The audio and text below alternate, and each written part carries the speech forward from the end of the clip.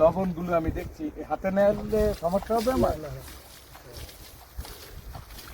দর্শক, একটু ক্যামেরার সামনে নিয়ে আপনাদের দেখাই, এগুলো কিন্তু একবারে বড় বড় লবণ। টেকনাফ 0 পয়েন্টের কাছাকাছি আমি আজকে আপনাদেরকে একটা সুন্দর জিনিস দেখাবো। আসেন আমার সাথে।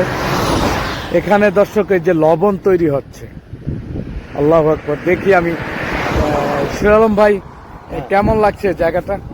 খুবই চমৎকার। আপনি কি বলবো, এর আগে এরকম লবণের সরাসরি দেখেছেন? আমি এবার তো একটা প্রথম আসলাম, তাই আমি লবণের দৃশ্যটাই প্রথম দেখলাম, খুবই ভালো লাগছে। আচ্ছা, আমরা দর্শকদের সাথে নিয়ে দেখি, কি বল? অবশ্যই। আসেন।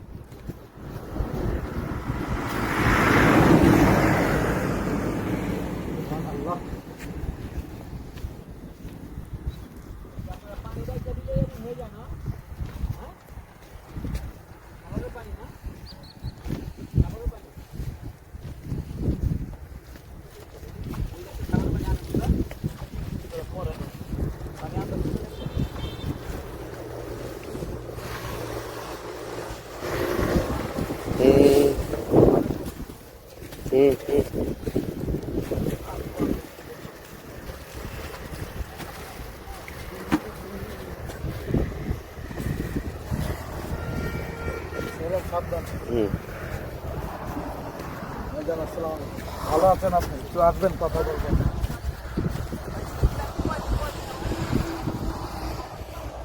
আপনার নামটা কি ভাই? সাব্বির আহমেদ। মানে এই লবণের কাজ করছেন কত বছর? প্রায় 15-16 বছর। 16 বছর। আপনার বয়স কত? আমার বয়স 35 থেকে। বিয়ে করেছেন? প্রেমিকা প্রেমিকা আছে নাকি? বিয়ে করে ফেলেছে। প্রেমিকের প্রেম করে মাশাআল্লাহ, প্রেম করে বিয়ে করেছেন। আমার খুব ভালো লাগলো, আমি প্রেম করে বিয়ে করতে পারিনি দর্শক।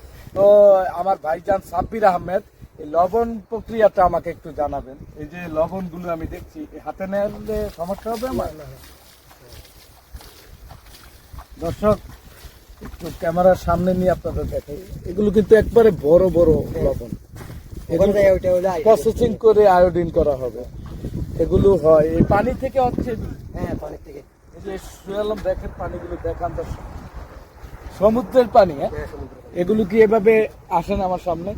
এগুলো আটকিয়ে রাখা হয়, তাই না? হ্যাঁ, একদিন প্রথম দিন নেবো ওখানে, একদিন পরে এখানে এরকম আর পরে এই পানিগুলো লবণ হয়ে যায়। লবণ হয়ে যাবে পরে। আল্লাহু আকবার, আল্লাহু আকবার। দেখেন আবার লবণগুলো একটু দেখান দর্শকদের। পুরা এলাকাতেই তো লবণ আর লবণ। মাঝে মাঝে যে সাদা স্তূপ দেখতে পাচ্ছেন দর্শক, সেগুলো লবণের, এরকম লবণের স্তূপ। এই যে দেখেন, আপনাদের রোজ কেমন দেয়, কিভাবে টাকা পয়সা? টাকা পয়সা এখানে হলো যে আমরা মন হিসাবে 120 টাকা। এক মন 120 টাকা। এখানে কয় মন হবে? এখানে ধরো 40 মন। কয়জনে করলেন? ওটা আছে 4 জন। 4 জনে সারাদিনে করেছে 40 মন। তাহলে কত হবে? আর আছে ওখানে আছে, ওখানে আছে, ওখানে আছে। মানে একদিনে কয় মন করা যায়? এক মন একবারে ধর পড়লে, গরম যদি ভালো হলে 40 মন 30 মন এরকম। একদিনে 40 মন, তার মানে 4000, বেশি না, 1000 টাকার মতো পরে রোজ। এখানে আপনার ছেলে মেয়ে নিয়ে থাকতে সমস্যা হয় না? আমাদের সাথে এখানে না তো বাসায়। বাসায় কোন জেলায়? বাসা হলো যে আগে কক্সবাজার জেলায়। কক্সবাজারেই থাকেন উনি, আরো ভাইয়েরা আছেন।